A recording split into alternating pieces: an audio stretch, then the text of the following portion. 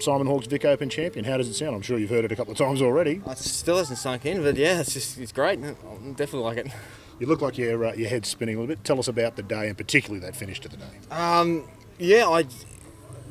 got to the range this morning, everything was good, and that's kind of stepped on the first tee and hit a good one and thought, okay, this is just another game of golf. And Corey and Stephen were just in there all day, and then they kind of slipped a little bit away towards the end, but then I had no idea what Harrison was doing until I stepped on the 15th tee, and I was like, okay, I'm back, I'm behind. Then I figured, okay, I had 15 and 18 to make birdies, might get one back, but that's exactly what Harrison did as well. And then I probably just picked him in the playoff, really. Just said, that putt probably could have gone either way. Him making, me missing, or, yeah.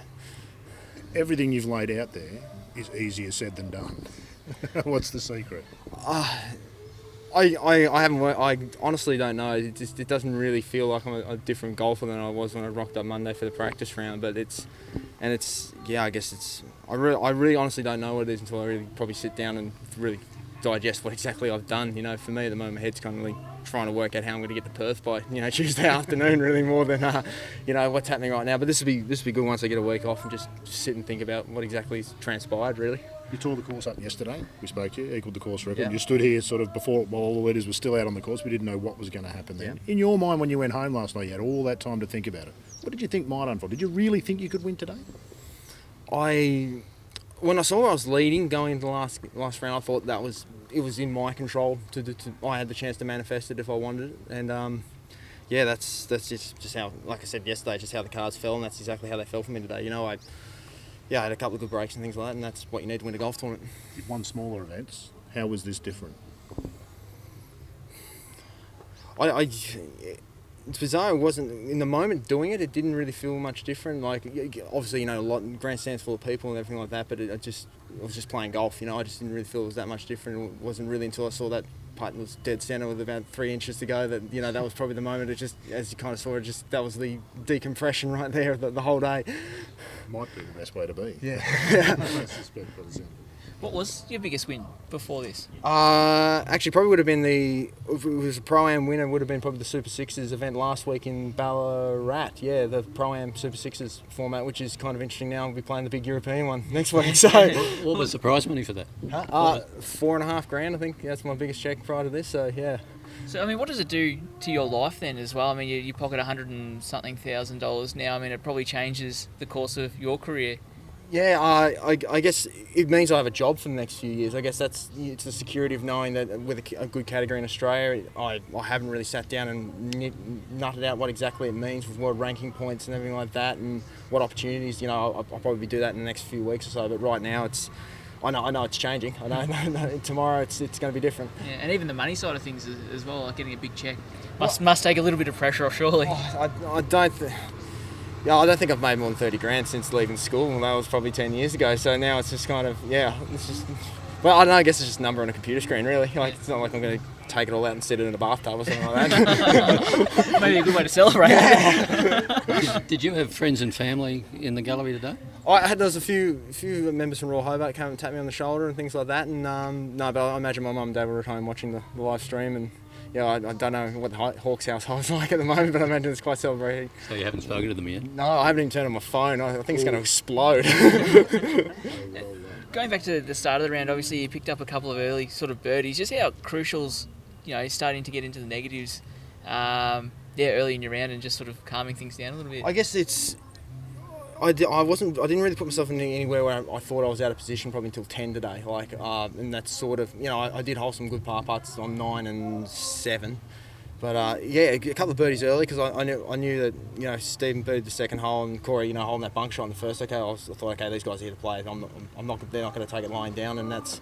But I was chatting with my caddy Jordan. We're just saying we've got a strategy to play in this golf course. That's what we're going to do, and if that's good enough, as I said, it was good enough for 3 rounds. Let's hope it's good enough for 4. Was Jordan your normal caddy? Does he? He played this week and unfortunately missed the cut, and I don't know exactly what the financial arrangement what I'm going to pay him for this week, but we'll see how we go. And unfortunately, he's third reserve for the Perth Super Sixes, so I've knocked him out of a spot there. So that's going to be an awkward car ride home to Melbourne.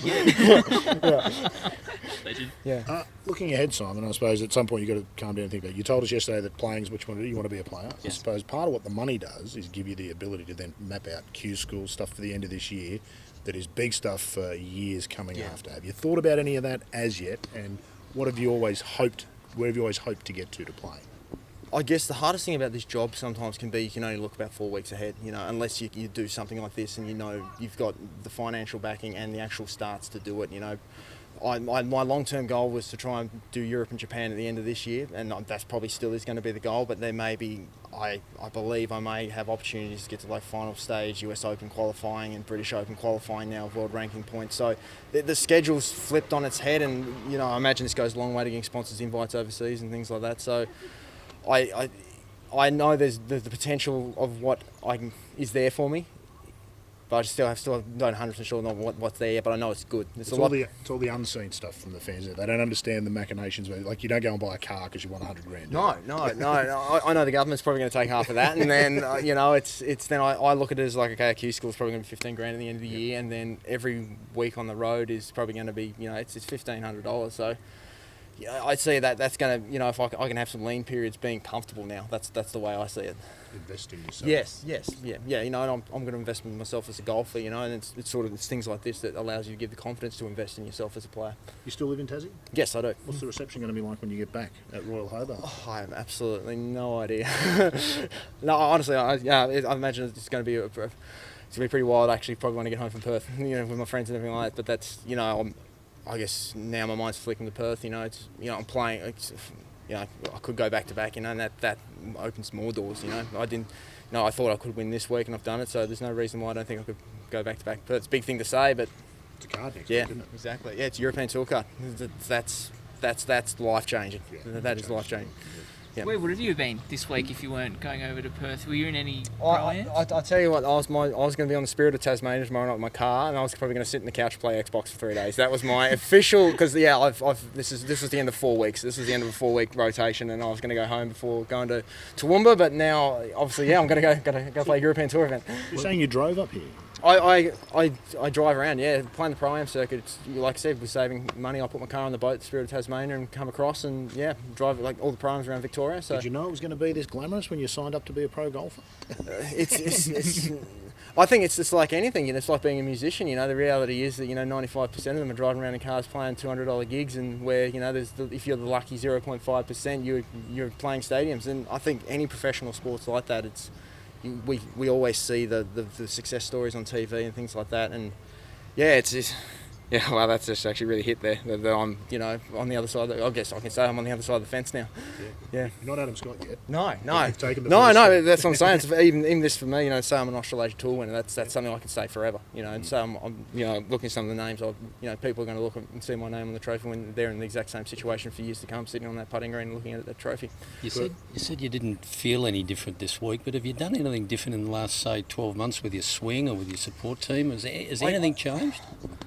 18, like when I graduated as a trainee, my first 18 months I had no idea how to be a professional golfer, which is the thing that I think a lot of people overlook, is that it's a skill to learn how to be. Actually, golf is the easiest part of probably doing this job. I did everything wrong. I went to Europe, tried to play some of the pay-for-play tour sort of stuff, and wasn't doing the right things and things like that, and then took 2 months off and went and worked at my friend's father's fitness store, where I was just lugging squat racks up and downstairs. So I thought, okay, practicing for 8 hours isn't that bad. But I guess I looked at it and gone, well, how am I going to get better? Then I went and did some stuff with my personal trainer and things like that, and started working with a sports psychologist. So it was multiple things coming from multiple directions to kind of fall into place to be able to do something like this. Yeah, just growing up a bit, maybe. I guess I think it's really interesting how I think a lot of guys think it's got to happen straight away. Like this is my 4th season out here, and I'm quite, I thought you had to, if you didn't work it out in 18 months, that was kind of it. Where if you can kind of stick it out and you just keep thinking, believing in yourself that you can do it, things can happen. You kind of just got to make it happen for yourself sometimes. This is a great event, obviously, Simon. It's been a terrific week, the men moving together and the people walking the fairways. Yeah. My only personal disappointment, they don't have the giant novelty check at the end of the year. How do you feel about it? Well, I wouldn't be able to fit it in my car with all the clothes and everything I've got in there at the moment, so I feel like that scene from Happy Gilmore. But no, it's... if you're asking what I think of the tournament, it's phenomenal. This is only the second time I've played the event, but it is so great to have so many people out here, having kids out here. You know, it's the first time in my life I've been asked for an autograph. So, but What about walking the fairways? How'd you cope with that? Not all players would like that, I would think. no, I think you got to understand that it's as much professional sports as entertainment, and that's, you know, if there's no interest from the general public, I have no money to play for this week. So it's you know, it's a trade-off you got to say, you know, like I've got to entertain them, and they probably do come first a little bit sometimes.